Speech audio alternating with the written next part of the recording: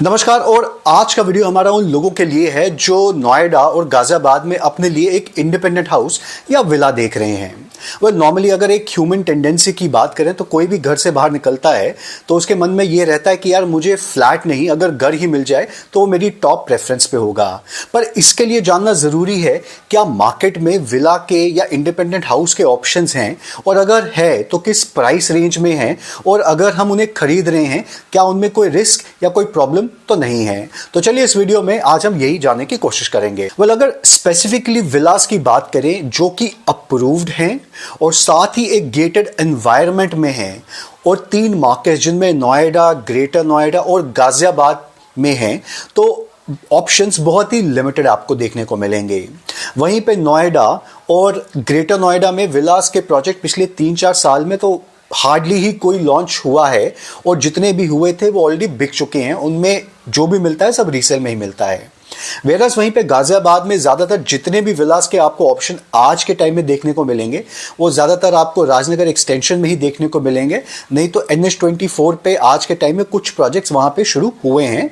और क्योंकि land parcel जितना भी अवेलेबल है आज के टाइम में ज़्यादातर NH24 की तरफ या राजनगर एक्सटेंशन के टुवर्ड्स ही नया राजनगर एक्सटेंशन एरिया बन रहा है तो उसी साइड में है। तो अगर कोई नए विलास लॉन्च भी होते हैं तो इन्हीं 2 एरियाज में होंगे।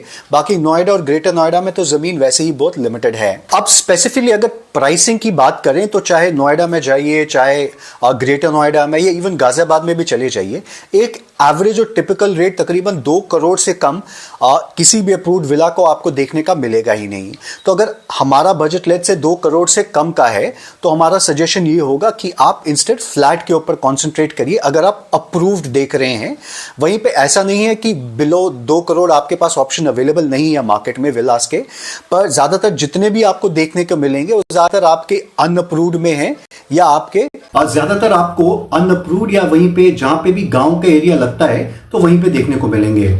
और स्पेशली अगर आप नोएडा या ग्रेटर नोएडा की बात करें, ज़्यादातर विला जितने भी आपके बन रहे हैं नोएडा एक्सटेंशन की तरफ ही बन रहे हैं, चाहे आपका सेक्टर 16B के पीछे का एरिया हो, चाहे सेक्टर 10 का एरिया हो, जहाँ पे तकरीबन आज की रेट जो है 70 से लेके करोड़, 1.25 करोड़ तक, तो वहाँ पे भी अनअप्रूव्ड विलास पहुँचे हैं।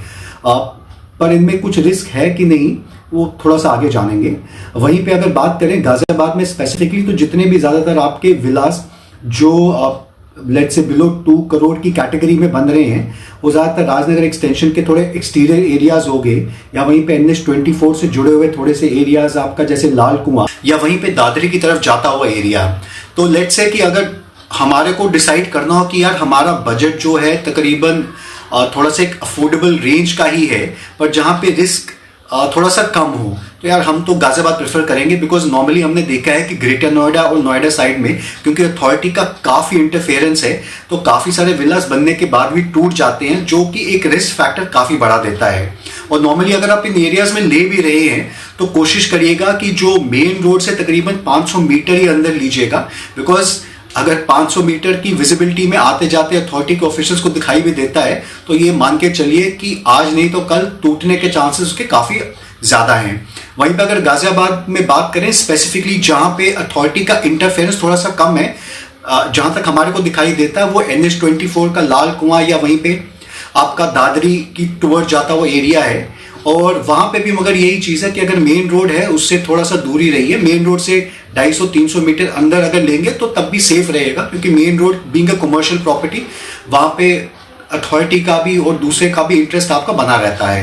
अब इसको समराइज करते हैं कि अगर बजट हमारा तकरीबन 160 से कम का है तो चाहे नोएडा हो, गाजियाबाद हो, तो ऑप्शंस इवन रीसेल में भी आपको बहुत कम ही मिलेंगे। इवन 160-170 तक जो भी मिलेगा वो रीसेल में मिलेगा ज़्यादातर गाजियाबाद में। नोएडा साइड में भी जो पुरानी 1-2 सोसाइटीज बनी है विलास की उन्हीं के अंदर में छोटा साइज मिलेगा, अदरवाइज तो एक एवरेज प्राइस 2 करोड़ के ऊपर का ही है। वहीं पर अगर हमारे को एडजस्टमेंट करनी है बिलो 2 करोड़ के नीचे की और जहाँ पे थोड़ा सा रिस्क फैक्टर भी कम हो, तो हमें लगता है कि शायद गाजियाबाद का NH91 या वहीं पे NH24 का एरिया थोड़ा सा रिस्क के मामले में कम होगा।